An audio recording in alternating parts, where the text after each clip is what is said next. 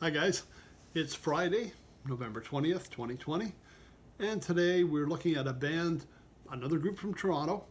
And it seems like we're doing a lot of Toronto themed right now, but that just seemed the way it turned out. Another group from Toronto, and it's been labeled as alternative country, folk rock.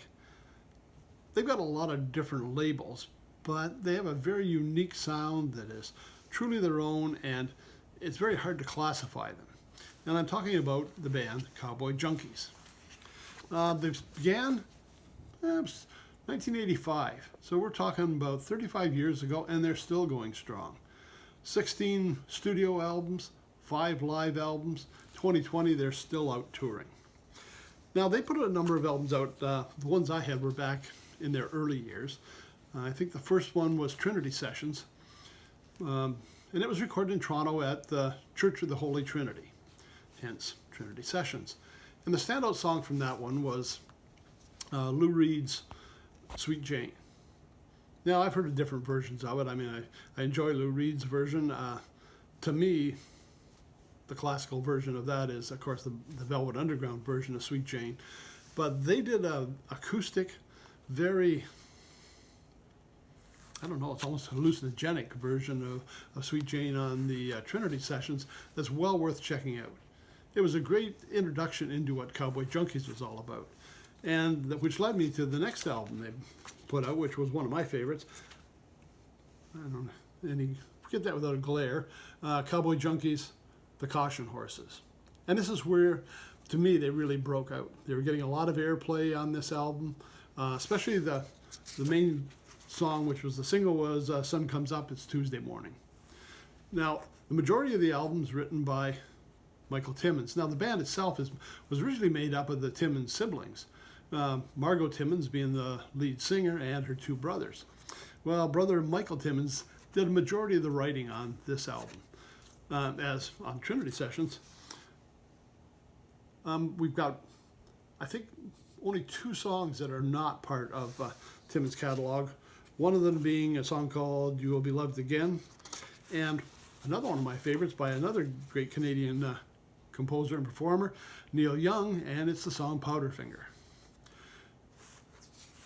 It's very hard to describe the style of this music if you haven't had a chance to hear it. Wednesday we looked at the music of Steppenwolf, which really got you pumped up with Rock Me and Born to Be Wild. This is the opposite side of the scale. This is the kind of music that really will mellow you out, and it's just for sitting around relaxing. It's moody. Again, I could use the word hallucinogenic. It's very hard to classify, but very addictive as well. Well worth taking a listen to. There's a number of albums. Like I say, there's a lot of them out there. I only had the first couple of albums, which I really enjoyed, but then I seemed to kind of get away from listening to them.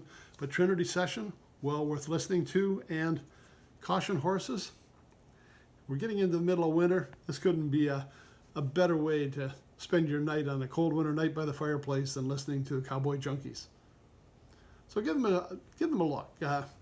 Music is online, certainly in the streaming device or platforms. It's available for purchase. And again, if you're using the streaming platforms, I always like having copies. I've got hard copies here. I do buy digital downloads. I mean, I am doing more of that now because of my devices. But at least by purchasing some of the music, there's a little more money going back to the performers, the writers. I often do use things that are streaming networks just to get a listen to certain albums, but if I do find something I like, I always like to go by and purchase something later on, help the band out and help the composers out. So keep that in mind. While streaming is a great way to get to hear a lot of music and exposure to a lot of music, we want to get some of that money back to the actual performers. That's it for Friday. Next week, brace yourselves.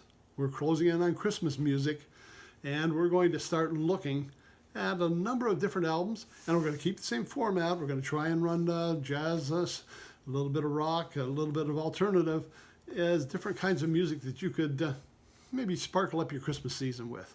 So starting Monday, get yourself in the Christmas spirit and join us for some recommendations that'll take us through into December. Everybody have a great weekend. We'll see you on Monday.